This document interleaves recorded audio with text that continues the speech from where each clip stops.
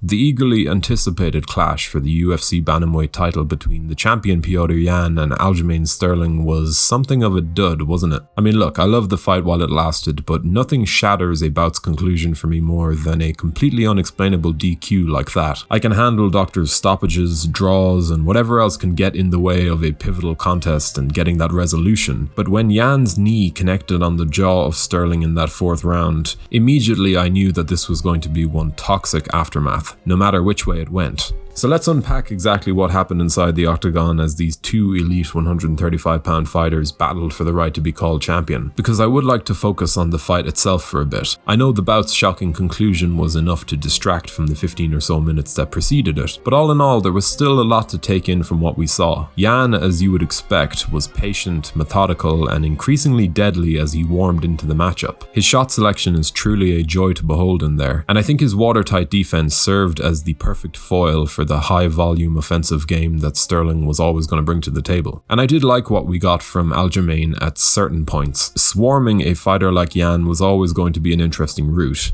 and while it could be said that he was a little overeager at times, I do believe that a few tweaks could have seen him achieve more in the face of such defensive mastery. In my eyes, Yan was well on the way to securing the victory, based both on his performance and the fight's ever-shifting momentum. But Sterling has always been something of a hot and cold fighter. I think this ongoing run he's on has shown us that he is still improving both physically and mentally, but I don't think it's a stretch to say that the occasion was certainly impacting him at times. There was a certain coolness to Yan, which of course is a given, but Sterling, in contrast to that, looked to be a little jumpy in there. I genuinely found it so shocking that Yan was able to take Sterling down 7 times from 7 attempts. These were largely trips and throws that didn't see Yan follow his opponent down to the ground, but as a scoring mechanism and a real show of intent and overall dominance, that was certainly something I did not see coming. I love watching Petr Yan, and I have done for years. He is an immeasurably slick operator and the type of overall technician that can find a way to beat anyone in this bantamweight division if he's on form. There's just something about that rising pace and the way he dissects his prey that caught my eye almost immediately when he burst onto the scene, and it is that patient mentality that makes me think he could rule this division for a long time. And it's that exact thing that made the end of this fight so incredibly shocking. If you're enjoying this video, be sure to leave a like before subscribing to the channel to keep this train moving. Petr Yan is not a dirty fighter by any means, and by his very nature shouldn't be the type of fighter who would allow such a monumental lapse of judgment to derail his title reign. And look, I'm not here to speculate over exactly what happened. It did look like Yan's corner gave him bad advice and he brashly acted on it, but I suppose for me what's important is what followed and what happens next. Sterling's reaction has obviously divided opinion quite strongly. People are calling the way he dealt with the knee fake and criticizing him being pictured with the belt just hours after, calling it a disrespect to the usual process of winning a championship title and what that takes. And yeah, it was these reactions and the unavoidable controversies that immediately rushed into my mind as I watched the fight being waved off. In all honesty, what followed was a bit of a mess. I don't personally care if Sterling is faking, or if he poses with the belt. He could have done or said anything and people would likely criticize it because of the fact that it was such a frustrating way for a fight of that magnitude to conclude. And it's understandable, I suppose, but Yan was the one who acted out of turn, and Sterling definitely caught a hard knee in the face, no matter what the actual damage was. The game is set up to punish the fighter who committed the foul, and as a consequence, it seems like Sterling was rewarded. And don't get me wrong, he is being rewarded, or to put it better, he is being compensated for being on the receiving end of an illegal strike, both with the title and the increased pay that will come with his next fight. But the way this has been turned around on Sterling is just so typical of the more toxic aspects of this sport. But again, I'm not going to dive too deeply into what happened in the fight's aftermath. There's no doubt that it was a confusing time for both fighters, and as a result, I'm not going to read too deeply into their reactions. What I do want, however, is to see this fight run back as soon as possible. If we're looking at this from a competitive standpoint, both guys can certainly take a lot from their performances. Sterling needs to take this result in his stride, understand that while yes, the fans now have a certain opinion of him,